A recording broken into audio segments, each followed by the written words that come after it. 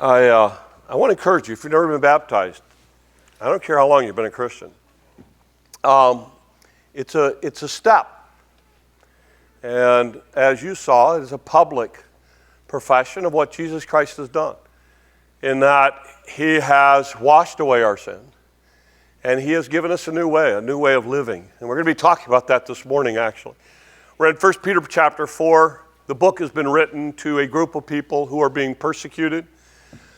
Some of them, not a lot of them, but some of them may actually die because of their faith. At the very least, it's very difficult to live in the world that they live in. And Peter's talked about the idea of focusing on what you have in Christ, that you are a new creation, that you have been a chosen people, a special people. God has done some incredible things in your life. And so this morning, what we're going to do is we're going to get into a passage in which he's going to talk about this whole idea of persecution. And so let's start. Here's what he says. Therefore, so he's talking about everything we've talked about before this, about all these different issues on Christ has suffered. It's particularly in chapter 3, he's talked about the fact that Jesus Christ suffered bodily. Therefore, since Christ suffered in his body, arm yourselves also with the same attitude. Because whoever suffers in his body is done with sin. As a result, they do not live the rest of their earthly lives for evil human desire, but rather for the will of God. You have spent enough time in the past doing what the pagans choose to do, living in debauchery, lust, drunkenness, orgies, carousing, detestable adultery. So Peter starts out by saying this, look, let's understand that Jesus Christ suffered in his body, okay? And I don't think anyone would debate the idea that people mocked him, people made fun of him. He was eventually crucified because of who he was. Peter says, arm yourselves. In other words, this is a military term. It's the idea of get ready for, plan on this attitude. Plan on having the same attitude that Jesus had. And the idea is the intention and knowledge. So in other words, here's the idea, and just think this through for a second. If Christ suffered, and I call myself a Christian, little Christ, what do you think is going to happen to you? I mean, what's the conclusion? If he suffered and was made fun of and was mocked, what do you think is going to happen to you? That's what Peter's saying. He said, you didn't have the same attitude Jesus had. He just expected it. And he goes on to say this, because whoever suffers in the body is done with sin. Now, there's all kinds of interpretations of it. Some people look at this passage and say, well, the idea is that since Christ suffered and he paid the price of sin, some people look at this and they say, well, the idea is that when you become a Christian, you don't sin anymore. Well, if you've been a Christian any length of time, you know better than that. So it's not saying that. Here's what I think he's saying. He's saying this. When you make up your mind as a Christian that you are going to pay a price for being a Christian, all of a sudden you're going to live differently. You're now going to look at life differently because you don't want what the world is offering anymore. You have acknowledged the fact that you're going to pay a price for being a Christian, and you're okay with that. And once you have that attitude, notice what he said. As a result, they do not live the rest of their earthly lives for human desires, but rather for the will of God. In other words, that mindset changes the way you live. It changes the way you act. It changes the way you behave.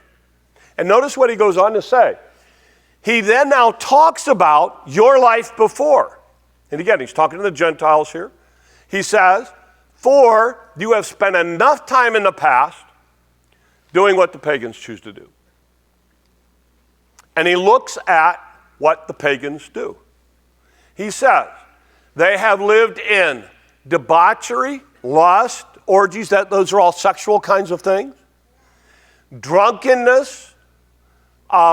Here's the word that I find fascinating, that I think has the most application to us today. Carousing. You know what carousing was in this day? Social drinking parties. You don't think that's an issue in 2024? You want to know what tomorrow is going to be in most places in America? Social drinking parties. Look, I am not one of those people who's like anti-alcohol, blah, blah, blah, never drink, blah, blah, blah, blah, blah. I'm not there, okay? I am anti-drunkenness. I am, and I'll just tell you, as a pastor, honestly, as a pastor, I have very rarely, if ever, seen a situation that alcohol made it better. But I can give you a long list of people whose lives were destroyed by it, marriages that were destroyed by it, people lost jobs. I'll never forget. Now again, this situation has gone 108. I'll never forget. Guy called me. I sat in his house. It was 9 o'clock in the morning. At that point, he had already been through 3/4 of a bottle of Jack Daniels.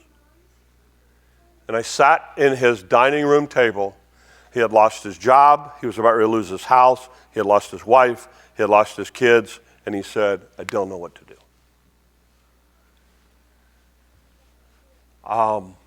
Miraculously, I watched God intervene there in ways you cannot imagine. Ended up getting sober. He actually now leads a number of AA meetings, even at a regional level. Been sober ever since.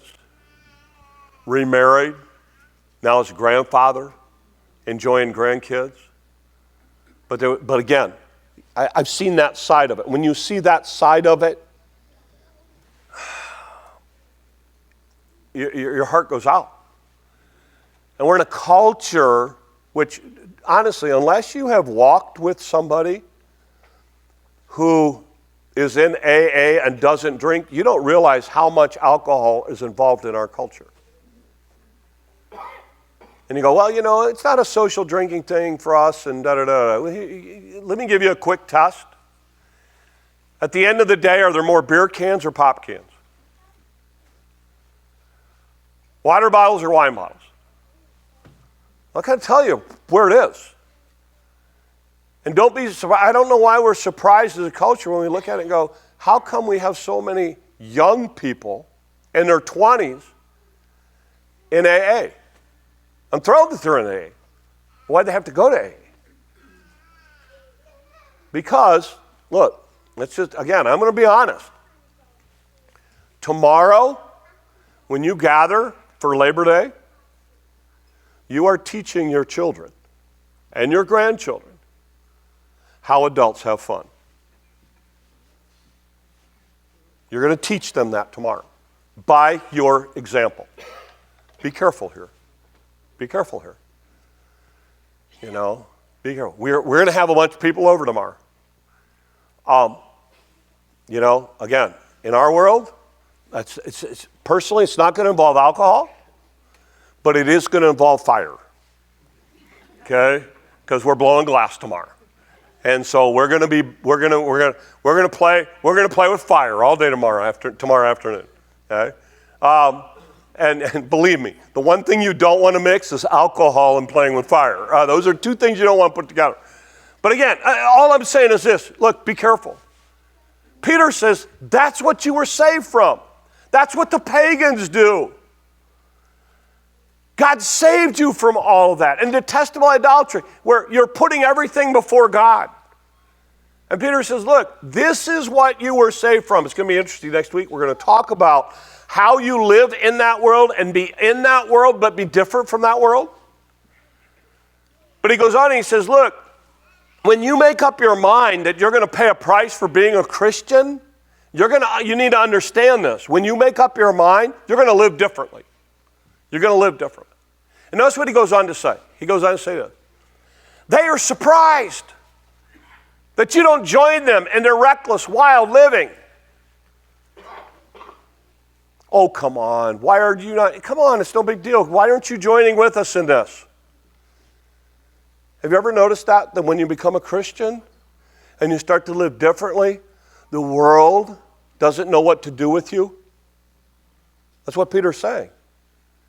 And he says, and they heap abuse on you. Literally, they blaspheme. They have to make fun of you. Because here's the thing. Your reluctance or your hesitation to participate in what they're participating in makes them feel bad. So they have to feel better than you. And the only way they can feel better than you is making fun of you. And that's what they do. And Peter says, why should that surprise you? That's what's going to happen. And just expect it. And he goes, they will have to give an account to him who's ready to judge the living and the dead. They said, don't worry. At some point, they're going to have to give an account to God for that. That's between them and God. You just simply do what you need to do and realize they are going to have a problem with you not participating. Now, what's interesting here is that often when we think of persecution in terms of what Peter was facing under Nero. Peter was probably going to die at the hands of Nero. Historically, that's what we believe. These people probably were not going to die for their faith. But what was happening is they were being ostracized because of their faith. You see, what we don't understand is that everything in their culture was associated with pagan worship. Every holiday was somehow tied to a pagan god. Every time they went to the Colosseum to watch the races, they worshiped the Roman pagan deities. Every time they wanted to acknowledge the fact that they were in agreement with Rome, they would have to say Caesar is Lord. As a Christian, they couldn't say that, so they were ostracized from that. Here's the closest modern day analogy I have. They're playing the national anthem, and somebody kneels instead of standing with their hand over their heart. How do you feel about that?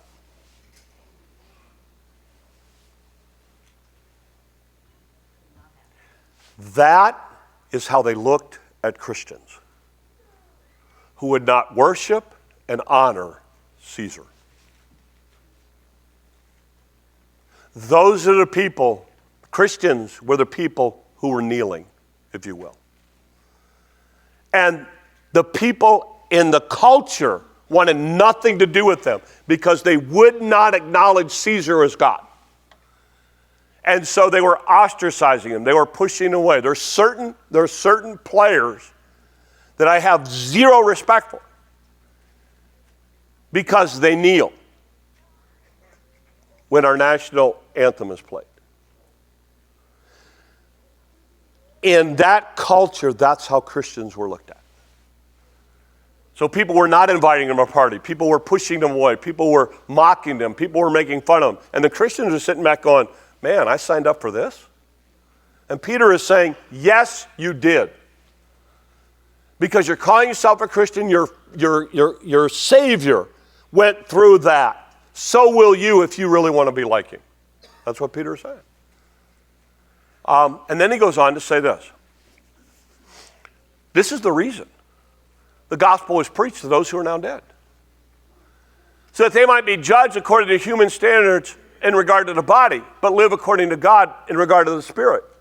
Now, this passage is really hard for us because we're trying to say, okay, so who's he talking about and who is preached? I think what Peter is thinking about is a passage in the Song of Solomon. Okay, so let me read you that passage, and then we'll go back and read this passage again. I think this is the passage he was thinking about. The souls of the righteous are in the hand of God. No torment will ever touch them. And the eyes of the foolish, they seem to have died. Their departure was thought to be a disaster. And they're going from us to be their destruction, but they're at peace. For though in the spirit of others they were punished, their hope is full of immortality. Having been disciplined a little, they'll receive a great good, because God has tested them and found them worthy of himself. Like gold in the furnace, he tried them, and like a sacrificial burnt offering, he accepted them. In other words, what the writer here of Song of Solomon says is this. When the world looks at Christians and they see them going through a difficult time, and maybe even dying because they were Christians, the world looks at it and says, see, their God didn't take care of them. See, it was a disaster. Why in the world would you follow a God who's going to allow that to happen to you? But Solomon says, but in the eyes of those people, that was a bad thing. But in the reality is, no, they received the good because God tested them. And they were like gold in a furnace. He says that's what really happened there. And God accepted them. Now go back to Peter and read it again with that in mind. For this reason, the gospel is preached even to those who are now dead. So that they may be judged according to human standards in regard to the body. The world looks at him and says, oh, you are a bad thing because you're a Christian. That's a bad thing, and God didn't take care of you. But they live according to God in regard to the Spirit. In other words, they had looked at something beyond this world. So let's talk about what takeaways are. How do we apply it to us in our world this week? First of all, first thing comes down to this. We have to remember that we are not of this world. I think that's hard because we enjoy life here. And I'm not opposed at all to enjoying life here. I love my life here. I have an incredible world. I have an incredible family. I have an incredible church family. I love it. It's awesome. But we're not of this world. This world is temporary. And I think we forget that. I really do. I think we forget just how transient this is. I like what one writer said. He said this, we're not vacationing here. We're soldiers fighting here. And I think sometimes we get that attitude that, we're vacationing here. This, as the old writer said, this world is not my home. I'm passing through. But it's a battle. And if you don't think Satan wants to destroy your kids and grandkids, he'll do anything he can to undermine them. Why? Because it's a battle, and we are not of this world. And I think sometimes we forget that, and we get so attached to this world, and we get so attached to living in the things of this world. This is not what it's about. And that's what Peter said. He said, when you make up your mind that it is not about this world, it is about God, he said, everything changes. Your desire for the things of this world gets pushed aside. He said, you don't want to go back to what you came from. He said, you're living completely differently, and you have died, so to speak, to sin, and that you really just don't want what that world has to offer. He said, that's where you want to get as a Christian. The second idea is this. And I want to be careful how I say this, but you can't hurt a dead man. So I'm going to try to illustrate it. Bear with me. It's a little far out there. So I'm going to try to illustrate it. For those of you who don't know me, here's what you should know.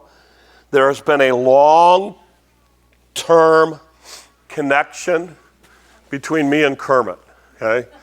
Kermit, actually, I got this from a youth thing. It was actually a youth trip with this church years and years ago. I won it at not Arnold's Park, but the one over in Des Moines, Adventureland. And I've always had it in my office. We have a picture of Jimmy and Aaron at the wedding with them holding Kermit. So I want to let Kermit represent a dead man, okay? Can we all agree that Kermit is not alive? Okay? For those of you that think Kermit's still alive, we'll have a special time for you after the service. But no, Kermit is dead, okay? So let's let Kermit represent a dead man. Kermit, you are stupid. No response. Kermit, I think you should be orange instead of green. No response. Why? He's inanimate. He's dead. You can't hurt a person who's dead to themselves. Honey, I can't believe that you said that to me. How dare you talk to me like that?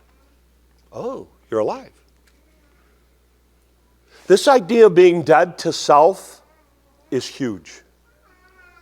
By the way, this is our problem culturally. Here's my problem with preferred pronouns. I need you to use my preferred pronoun. You know what you have just told me about you? You have told me that you are self-centered. That's what you've told me. You have told me that your whole world is about yourself. If I was an employer, hire an employee, the first time somebody in an interview said, I want to be addressed by my personal pronouns or my preferred pronouns, I would let them walk out of my office, I'd throw their application in the trash. You know why? Oh, that's because you're discriminating. No, it's not. It has nothing to do with discrimination. It has to do with character. I'm not interested in hiring in my company somebody who's focused on themselves. I want somebody who will work for me in my company who is customer service, who's focused on other people, not how other people see them. This is a character issue for me. The second you start telling me about my preferred pronouns, you're telling me you need to adjust to my world. The world is about me and how people see me and how people address me and how people talk to me. That right there tells me everything I need to know as far as wanting them as an employee. Because it's all about them. You wonder why, and here's what's happened. As a culture, we've encouraged this.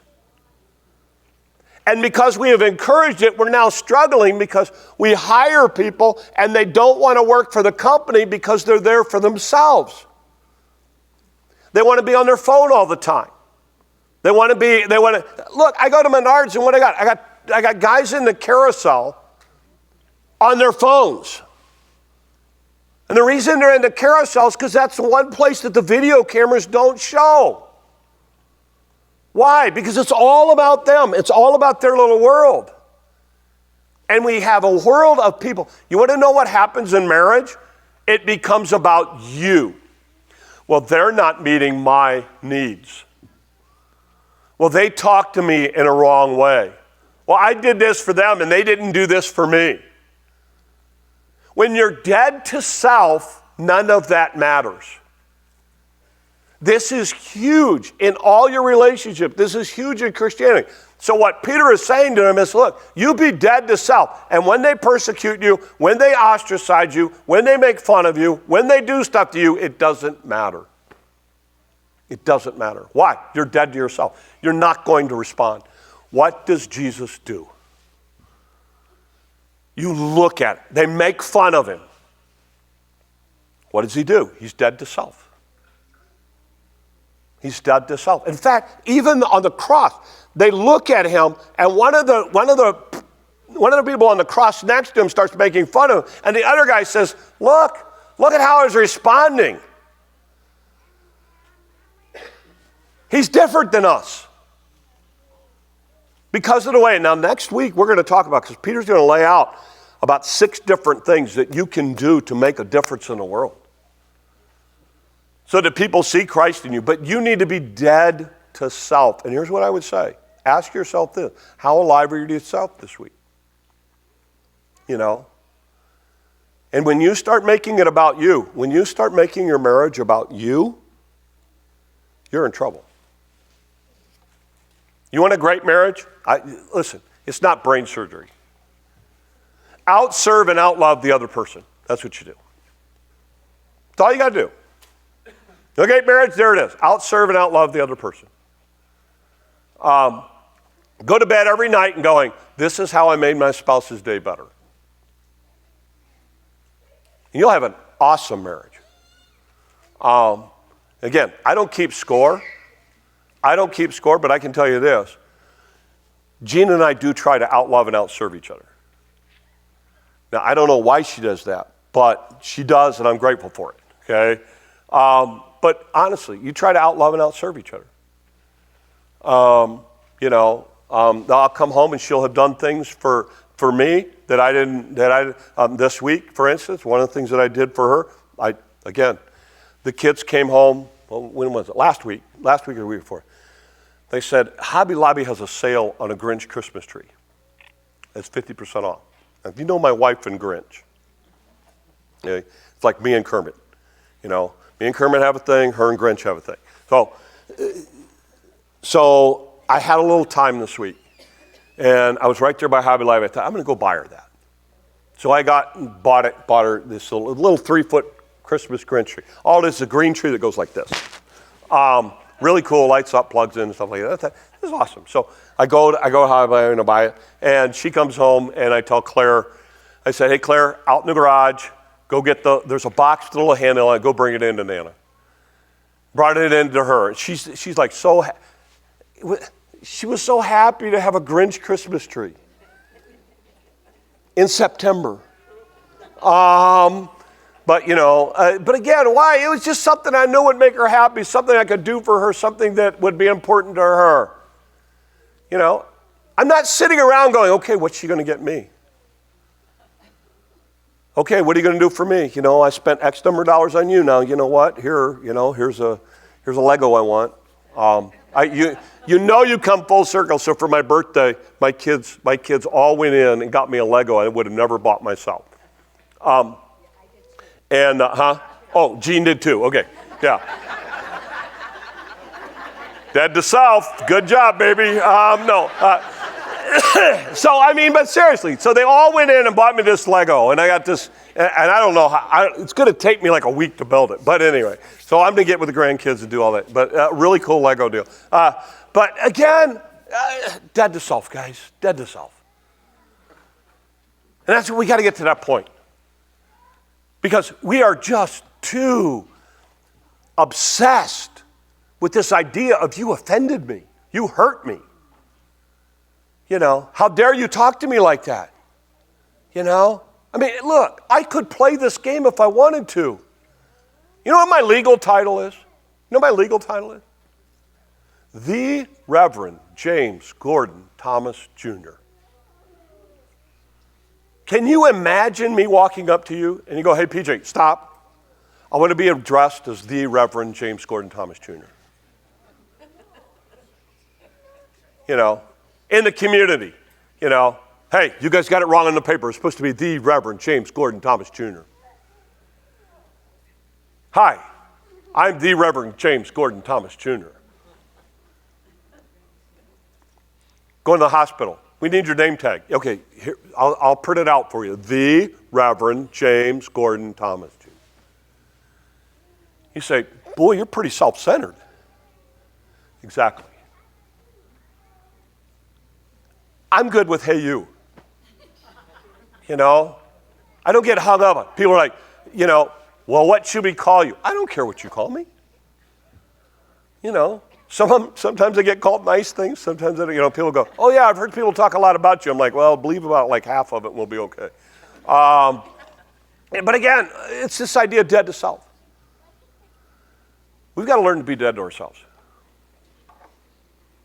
And stop getting all bent out of shape over what somebody does or what somebody says. And this is what Peter's saying. He said, you're dead to yourself. You're alive to the will of God in your life. And then last thing is this. We're going to do it differently. We're going to talk about this next week. If you're a Christian, you need to do it differently. Tomorrow, whatever situation you find yourself in, you need to do it like Jesus would do it. Jesus ate with publicans and sinners. Jesus went around drinking people all the time. But he did it differently. You need to act differently. You need to conduct yourself differently. Next week, we're going to look at specific things, 6 specific things that are true of people who do it differently. Because Peter's going to tell them, do it this way, do this, do this, do this. I just want to challenge this week because, listen, I think sometimes we try to be too much like the world. And Peter said, you be dead to yourself and dead to sin because you've been saved from all that stuff. Make a difference in the world that God put you in. In your marriage, in your relationships this week, I want to challenge you. Be different. Be like Kermit. Dead to yourself. Dead to yourself.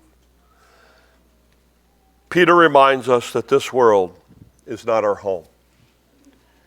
We are visitors in a foreign country. Our job is to live for God in such a way that people see a difference. Difficulty, hardship, persecution, it is to be expected as a believer. Let's pray. Lord, help us. There's a world, Lord, who needs you.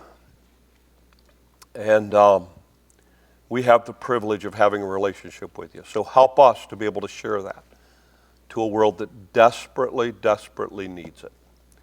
And we'll give you the honor and the glory and the praise, these things we ask in your name. Amen.